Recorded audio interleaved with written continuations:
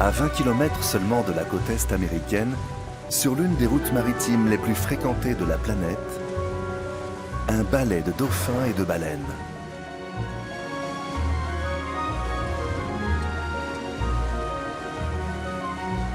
Nous partons à la découverte d'un archipel singulier où habitait autrefois le peuple amérindien des Lénape avant l'arrivée des Européens.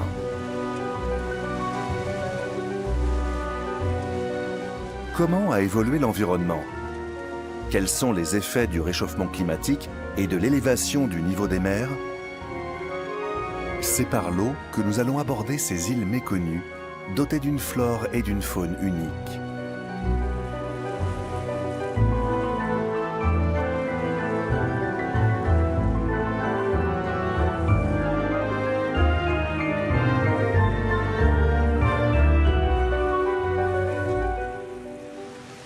Le pont Verrazzano-Narrows marque l'entrée du port naturel qui a fait de New York un carrefour d'échanges majeur.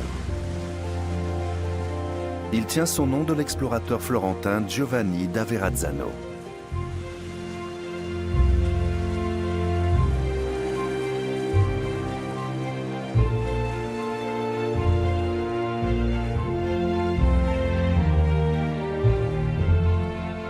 Une fois franchi l'ouvrage haut de 70 mètres, on découvre New York, une mégapole entourée par les eaux.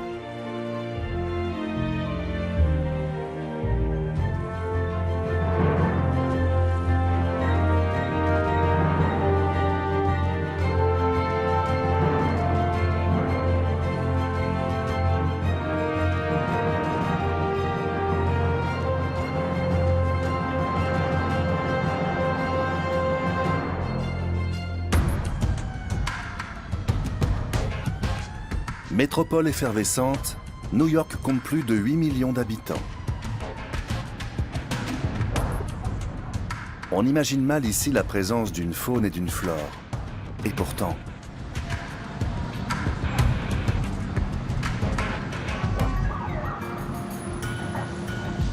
Les animaux, toujours sur le qui-vive, évoluent dans les parcs, dans les rues ou en dessous, parfois en plein cœur de l'agitation urbaine.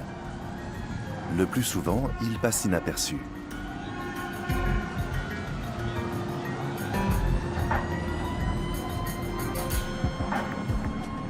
Pour certaines espèces, cet environnement constitue un terrain de chasse idéal.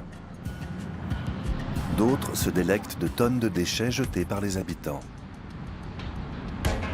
On estime à plusieurs milliers le nombre d'espèces animales qui vivent à New York, et la plupart d'entre elles se sont parfaitement adaptées à ce cadre si particulier.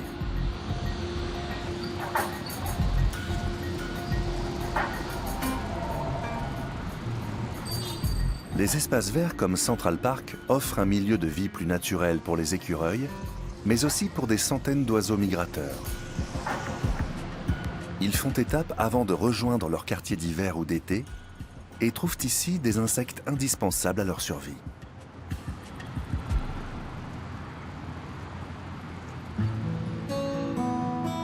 Mais à quoi ressemblait New York il y a 400 ans? La question passionne cet homme qui pagaie sur l'Hudson River. Eric Sanderson, écologiste et historien de la nature, a publié en 2009 Mannahatta, une histoire naturelle de la ville de New York.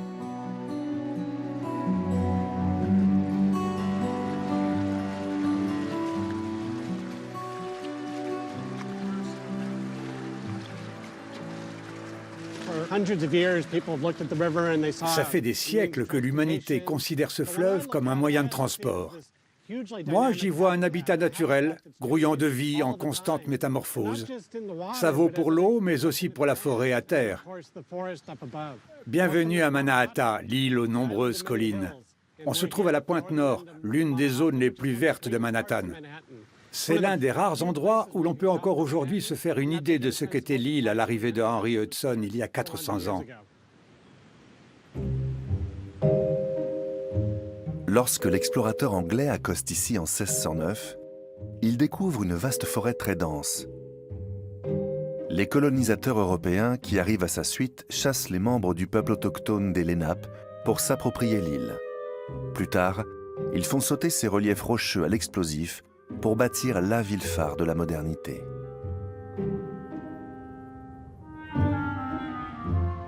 À l'instar de Venise ou de Hong Kong, New York est entouré d'eau et Manhattan se trouve au cœur de cet archipel.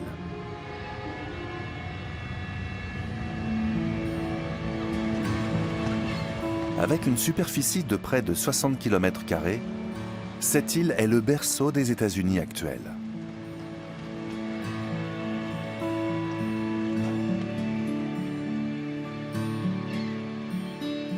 De nos jours, Manhattan est constitué à 30% environ d'espaces verts qui offrent un habitat pour des animaux tels que les tortues ou les coyotes. À l'entrée du port de New York, voici Liberty Island, avec son emblématique statue, et Ellis Island, autrefois porte d'entrée de l'immigration venue d'Europe. En face, s'avance la pointe de la plus grande île des États-Unis après Hawaï, Long Island.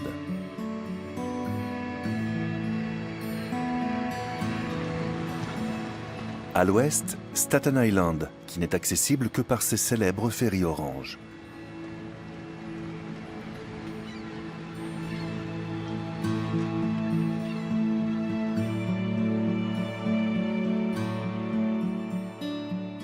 Trois kilomètres plus haut, sur l'East River, c'est Roosevelt Island qui s'étire. Au printemps, ces cerisiers en fleurs attirent de nombreux visiteurs qui s'y rendent en téléphérique. En remontant encore le cours de l'East River vers le détroit de Hell Gate, voici Randall's Island et la minuscule île de Mill Rock.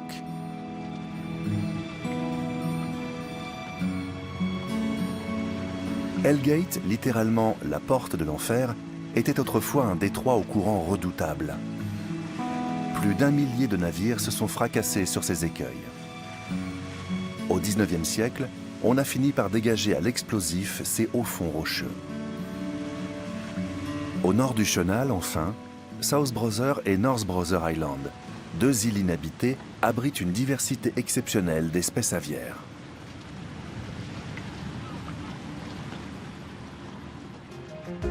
Les gratte-ciels de New York attirent un rapace qui avait disparu ici depuis plusieurs décennies, le faucon pèlerin.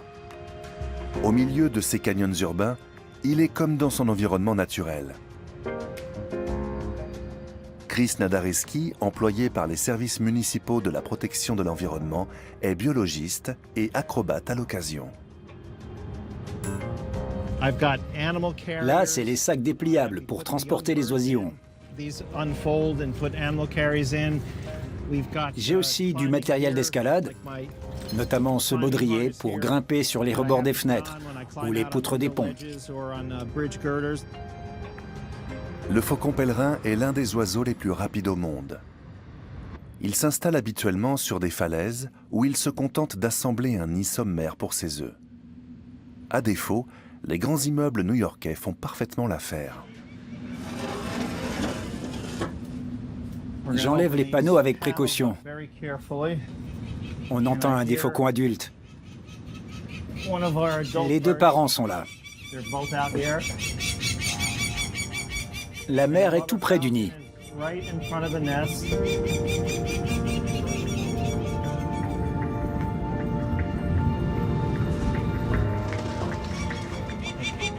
Elle retourne vers le nid. Je vais sortir pour aller chercher les petits prudemment, en gardant un œil sur les adultes.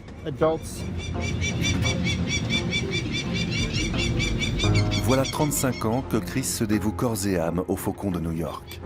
Sans lui, leur population serait aujourd'hui à zéro. Ok, donne-moi le sac.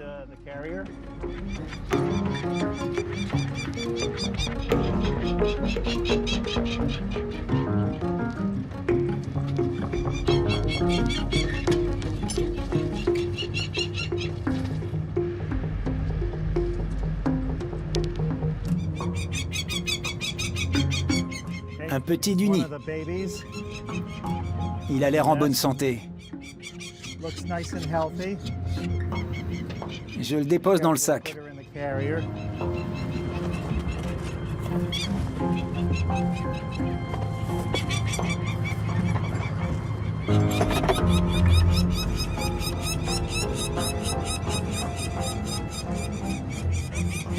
bien à l'horizontale. L'un des petits.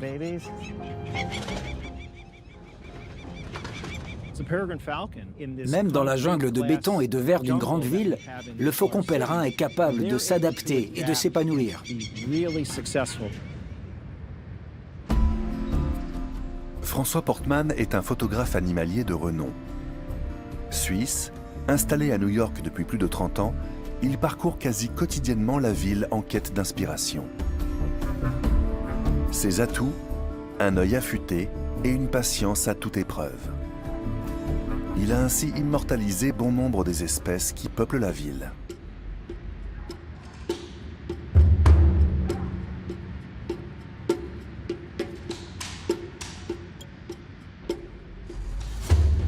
La première chose à faire quand on arrive quelque part, c'est d'observer ce qui se passe. Ensuite, en tant que photographe, on fait beaucoup d'essais pour tout caler. Il faut tenir compte de la lumière, voir comment les animaux réagissent à la présence humaine. On apprend à composer avec la situation. La nature, ce n'est pas comme la mode où on peut placer les mannequins, ou comme le cinéma. On fait du mieux qu'on peut en fonction de ce qu'on arrive à photographier.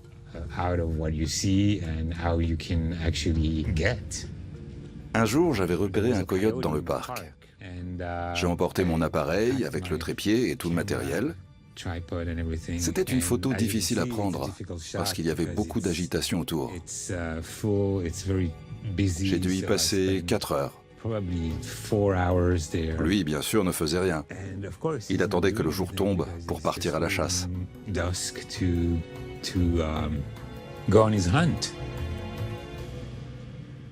Cette photo est célèbre. C'est celle de ce livre-là. C'est celle qui a été le plus reprise. En plus de cette couverture, elle figure dans des magazines américains, mais aussi européens et sud-africains.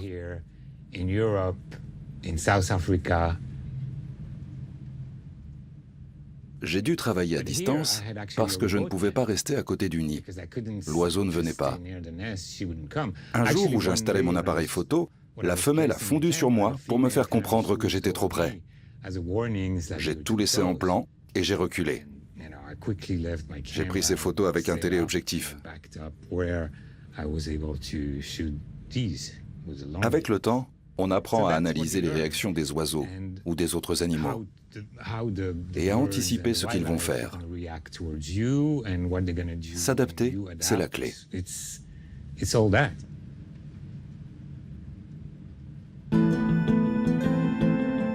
De l'autre côté de l'East River, le passé industriel de New York a laissé ses marques. À tel point que la zone qui borde l'estuaire de Newtown Creek est aujourd'hui l'un des plus pollués du pays. La Newtown Creek Alliance s'engage pour la revitalisation de la nature dans ce quartier.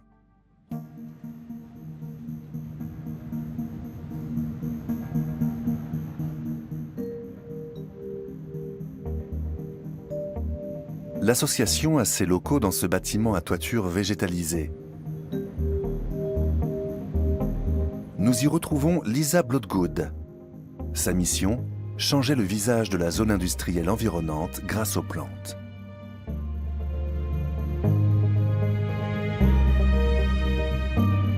Ce n'est pas rien de disposer d'un endroit comme ça, dans cette partie de la ville.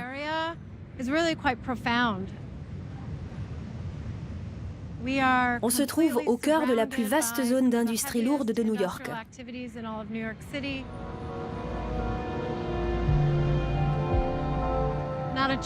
Pas un arbre à l'horizon, pratiquement pas de verdure. La seule chose qui pousse, ce sont des mauvaises herbes.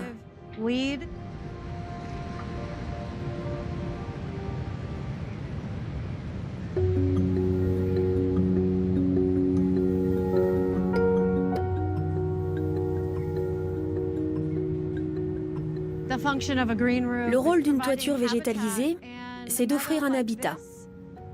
Une prairie comme celle-ci regroupe une grande variété de plantes et joue un rôle écologique précieux ici. Régulièrement, des bénévoles viennent faire des plantations dans les friches industrielles alentours, mises à disposition par la municipalité ou par des entreprises.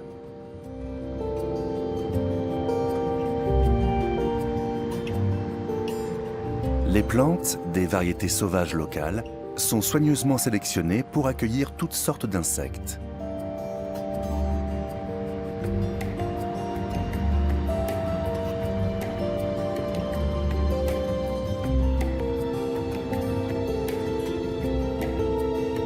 L'apparition d'un pensionnaire coloré est une excellente nouvelle.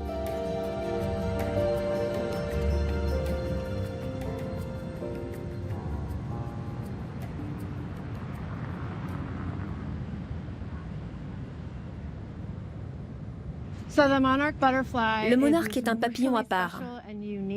D'abord parce qu'il est très beau, mais surtout parce qu'il effectue chaque année une migration au long cours. Il part d'une petite réserve de biosphère dans les montagnes mexicaines.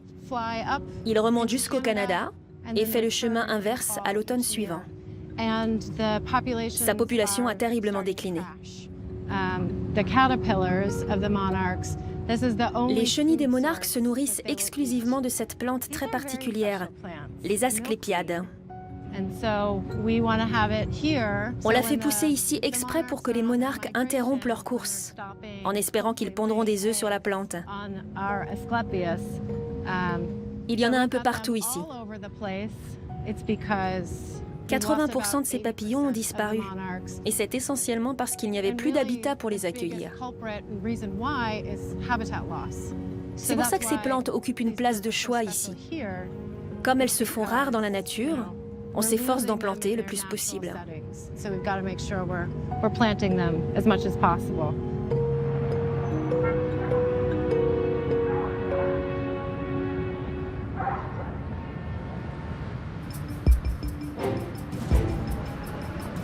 Nous quittons la zone industrielle pour retraverser l'East River en direction de Manhattan.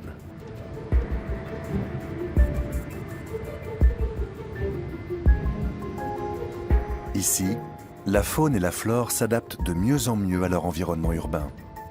Avec de la chance, on peut y apercevoir des oiseaux de proie, voire plus rarement un râle tapageur.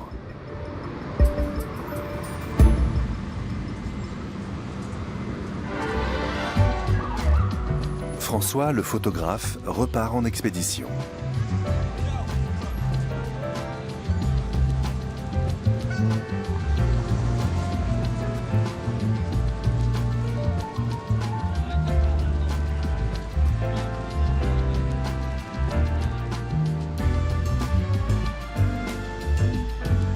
Voilà plusieurs années que François observe une famille de buses à queue rousse installée dans un parc de l'East Village, à 2 pas de chez lui.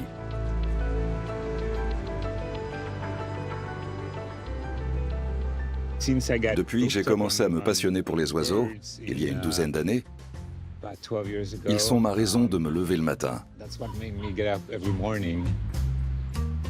C'est grâce à eux que je reste motivé, que je sors tous les jours pour prendre des photos.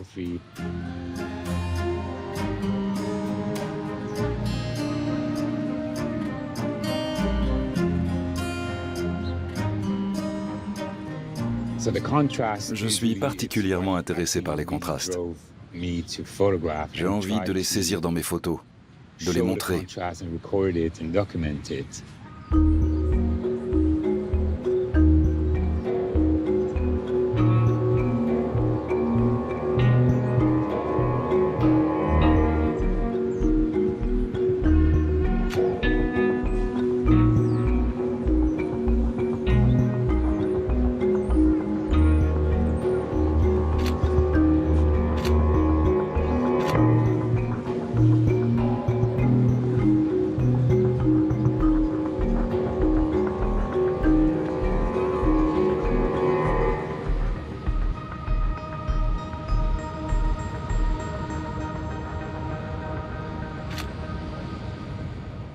Ce qui me fascine le plus à New York, c'est sans doute l'opposition entre la nature et le milieu urbain.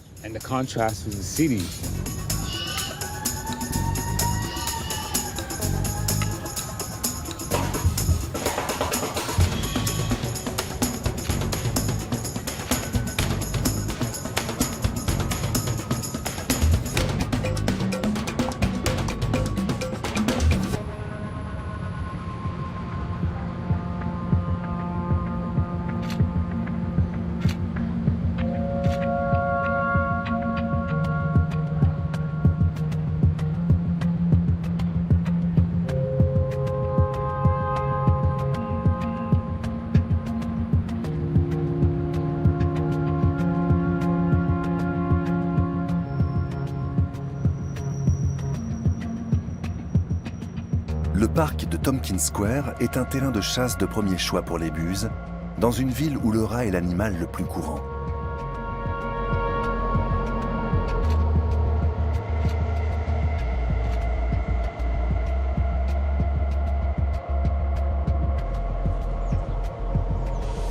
Here in Tompkins Square, Je suis chez moi dans ce parc. Il y a 10 ou 11 ans, des buses à queue rousse ont investi les lieux. D'abord, des oiseaux isolés. Puis, un couple qui a construit son nid pour la première fois en 2014 sur le Christodora Building. Là, j'ai pu les photographier sous différents angles, même depuis la fenêtre devant laquelle ils nichaient. Depuis, ils s'installent dans différents arbres du parc.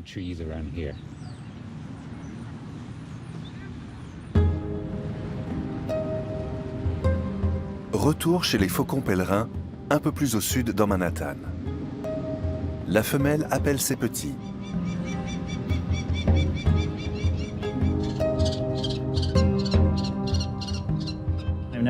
Je vais y aller tout doucement. Ils aiment bien donner des petits coups de bec ou griffer avec leurs serres. Elles sont très pointues, mais pas assez longues pour blesser à cet âge-là, c'est-à-dire entre 18 et 21 jours.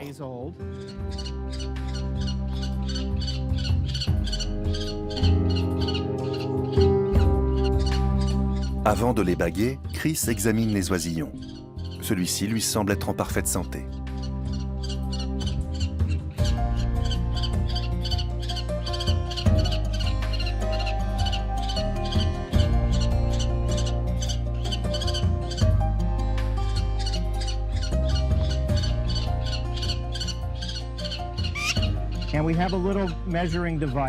Cet outil va m'aider à déterminer la taille de bague à poser.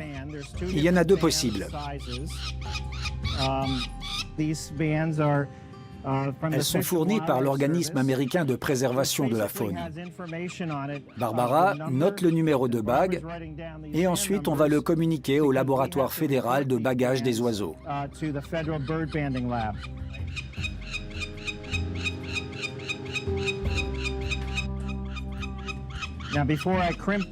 Avant de refermer l'anneau, je m'assure qu'il n'est pas trop serré et qu'il est bien régulier. Vous voyez, ces cerfs ont déjà presque leur taille définitive. Dans 3 semaines, ces oiseaux seront aussi grands que leurs parents. Le bagage est indolore pour eux.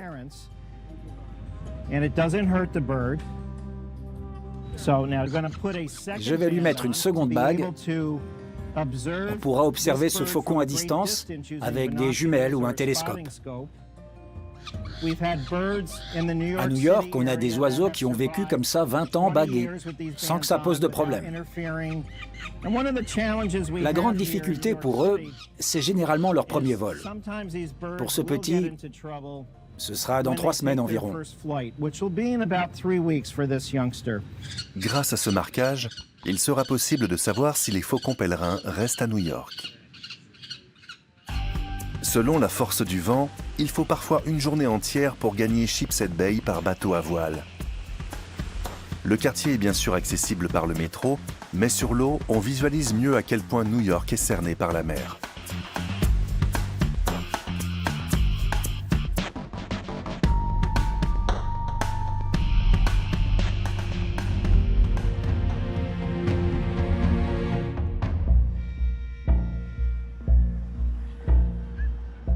À l'arrivée, un cormoran affamé lorgne la nuée de poissons argentés qui s'agitent dans le sillage de notre bateau. Ce sont des ménadènes, une espèce de la famille des harengs. Impropres à la consommation humaine, ils ont longtemps été transformés à grande échelle en farine pour l'alimentation des poissons de pisciculture et du bétail. Depuis 2012, l'introduction de quotas a permis de reconstituer la population menacée de surpêche, avec des conséquences étonnantes.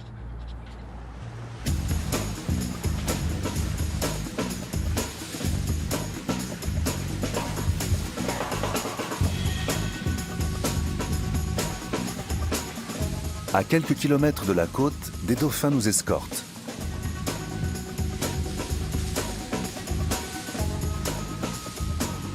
Paul Siswerda est le fondateur de Gotham Whale.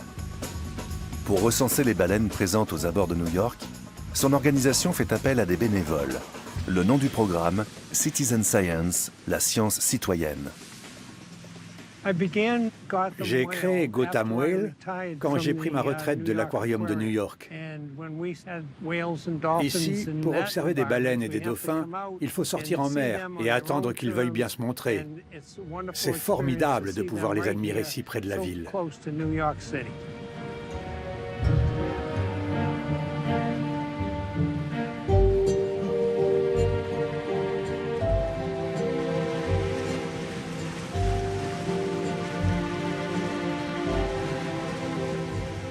En voilà une!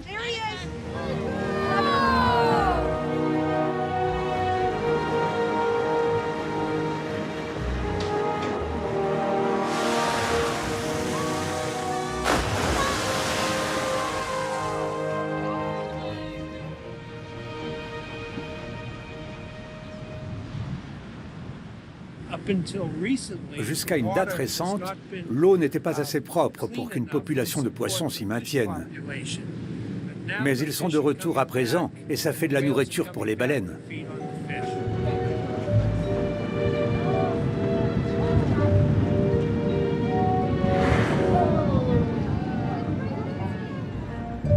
Cette évolution est principalement le fruit de la loi de lutte contre la pollution de l'eau adoptée par les États-Unis en 1972.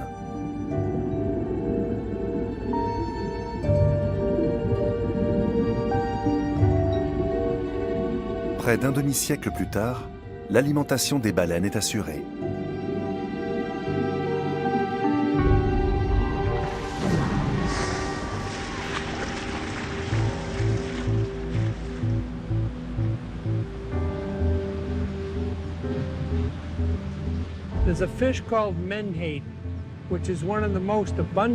Les menhaden de l'Atlantique sont l'une des espèces les plus abondantes dans l'océan.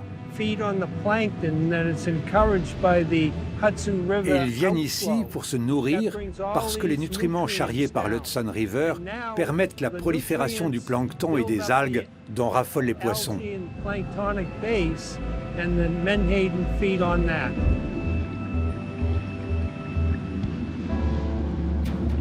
L'amélioration de la qualité de l'eau est aussi due à un mollusque bivalve apparu sur Terre il y a 250 millions d'années, l'huître.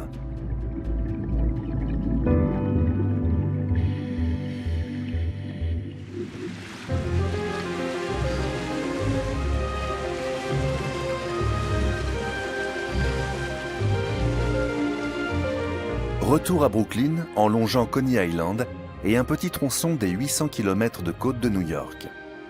Cette fois, il s'agit d'étudier une autre facette des capacités de régénération de la nature dans la lutte écologique.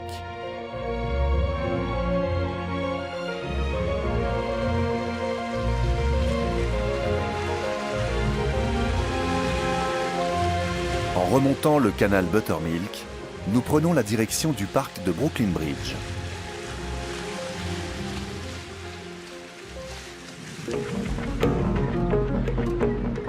Autrefois, les eaux de New York regorgeaient d'élevages ostréicoles qui exportaient leur production dans le monde entier.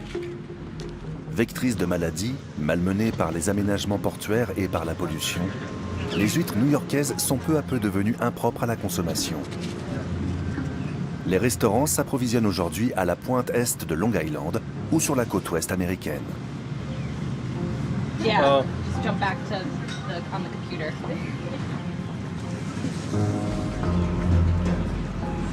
Pourtant, ces mollusques ne présentent pas seulement un intérêt gustatif. Ils sont également capables de purifier quelques 200 litres d'eau par jour. Dans le cadre d'un projet hors du commun, une association collecte les coquilles d'huîtres de plus de 80 restaurants new-yorkais.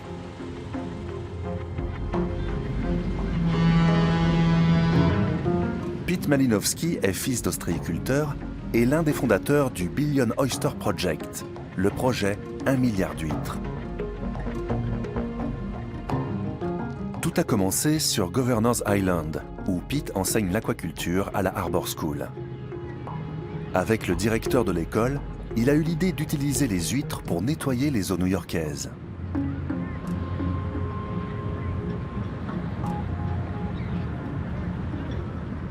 le socle indispensable du projet, des montagnes de coquilles.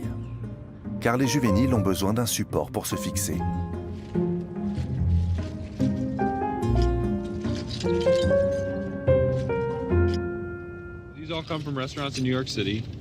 On a récupéré ces coquilles auprès de restaurants de Brooklyn et du Queens. Mais les huîtres proviennent d'exploitations dans tout le pays.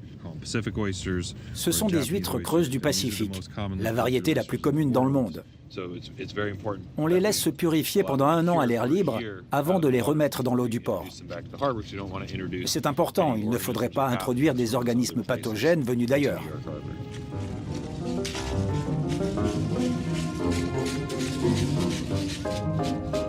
Pete peut compter sur l'aide de bénévoles enthousiastes. Au bout d'1 an, les coquilles sont triées à la main et placées dans des sacs de toile avant d'aller rejoindre un banc d'huîtres.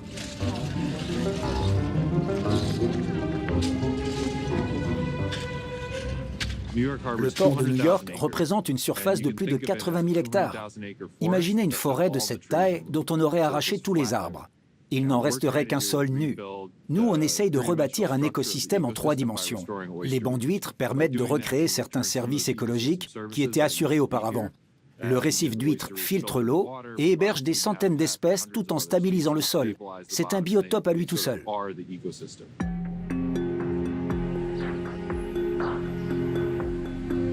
L'île de Governor's Island est un trésor environnemental. Transformée en base militaire en 1775, désaffectée depuis longtemps, elle est restée fermée aux civils jusqu'en 2001.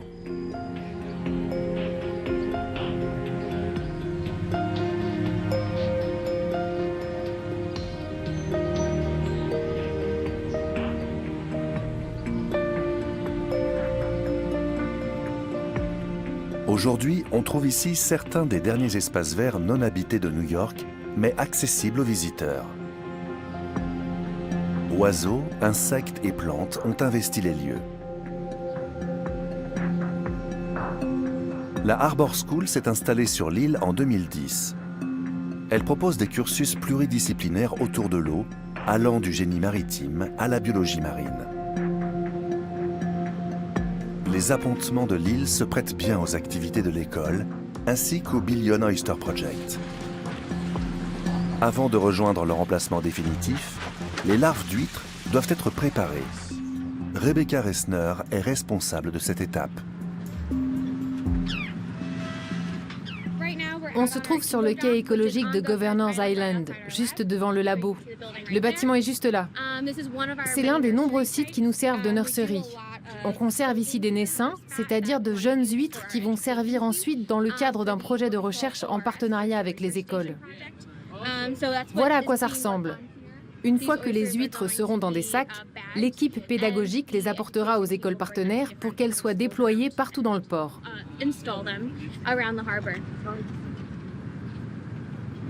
On voit que de petits bébés huîtres se sont fixés sur la coquille. Il y en a de toutes les tailles.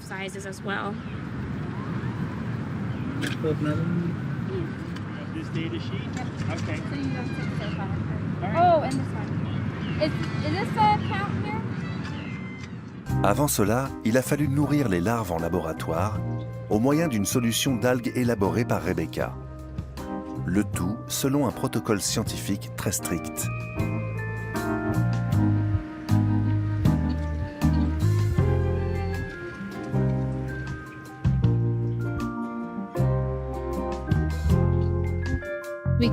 Ici, on s'assure de la qualité et de la bonne santé des algues qu'on donne à nos huîtres. On en vérifie aussi la densité pour déterminer la quantité de nourriture nécessaire. L'alimentation est déterminante pour la croissance et l'épanouissement des larves d'huîtres. Dans ces cuves, elles vont se fixer sur des coquilles lors d'un processus qui tient autant de la science que de la loterie. Un microscope électronique permet de voir si l'opération a réussi.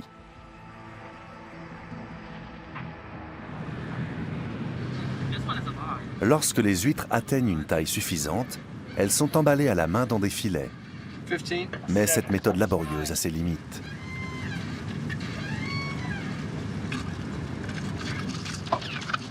sur notre site de Red Hook, qui est le plus grand du projet, on teste un autre système. On a constitué ce qu'on appelle des gabions, des structures élaborées par l'équipe de Governors Island. Pour les transporter, on utilise 4 conteneurs d'expédition transformés en réservoirs, chacun d'une capacité de 30 000 litres environ. Et enfin, c'est une grue montée sur une péniche qui va venir les chercher à Red Hook.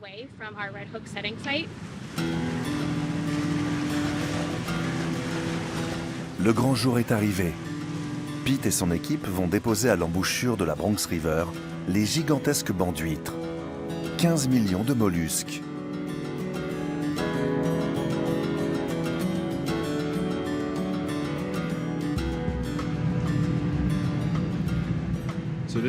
À ce jour, c'est notre plus grosse implantation à New York, la plus grande concentration d'huîtres au même endroit. Tous ces sites renaturés sont en même temps des sites de recherche. On va étudier ce qui fonctionne bien ou moins bien et voir si on peut améliorer encore la conception de l'installation afin d'optimiser le résultat pour nos huîtres.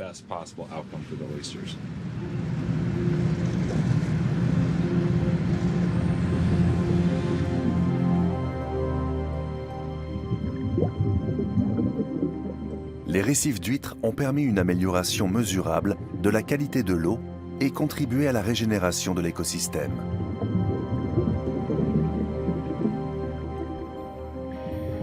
Le retour des baleines est très encourageant.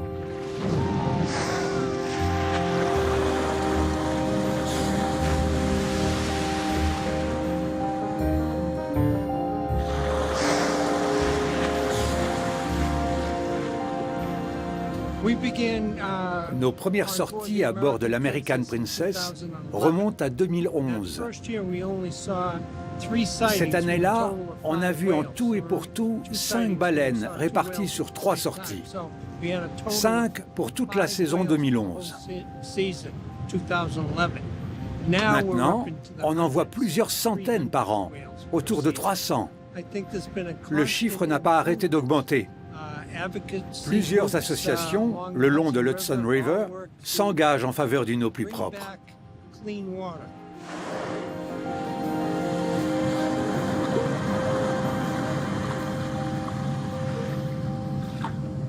Bientôt, des récifs d'huîtres devraient protéger aussi le sud de Staten Island. Ce tronçon de littoral est particulièrement exposé aux raz-de-marée.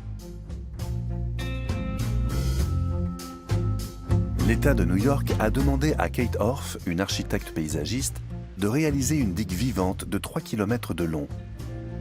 Avec sa collègue Pippa Brashear, elle évoque la genèse du projet.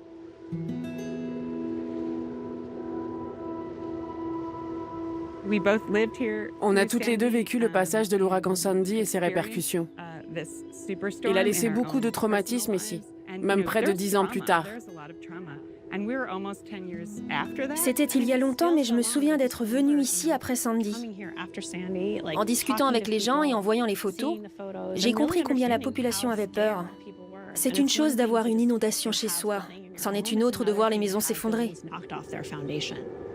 En 2012, Sandy provoque d'énormes dégâts matériels à New York, principalement à Staten Island, mais aussi sur la péninsule de Rockaways. Les tentatives de protection entreprises par les habitants n'ont pas suffi.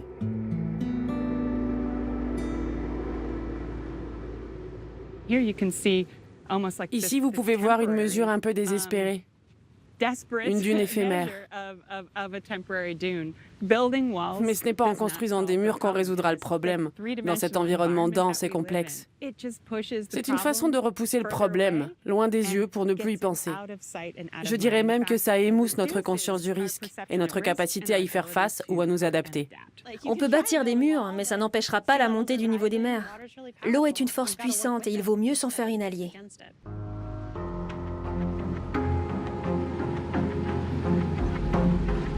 À la tête d'un cabinet d'architectes de Manhattan, Kate Orff a complètement repensé le littoral de Staten Island avec son équipe.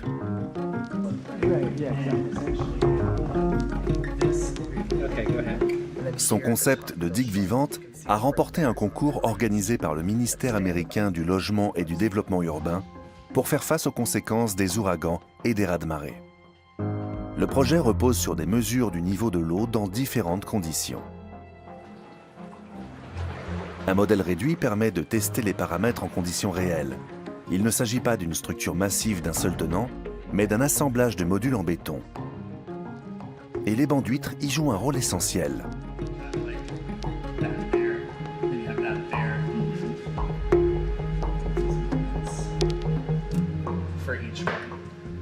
Ce projet à 60 millions de dollars a démarré à l'automne 2021. Voici une version réduite d'une de ces unités en béton écologique. Les huîtres vont pouvoir coloniser ces montants avant de s'étendre. En réalité, les blocs vont mesurer 1,20 m de côté et peser 2,5 tonnes. On s'est servi de ces modèles réduits pour concevoir les brise-lames. Cet élément se trouvera juste là, au pied de la pente.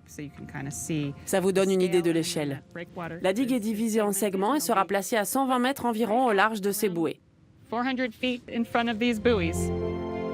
Conséquence du bouleversement climatique et de plusieurs siècles de surexploitation de la nature, les événements météorologiques extrêmes comme Sandy sont amenés à se multiplier.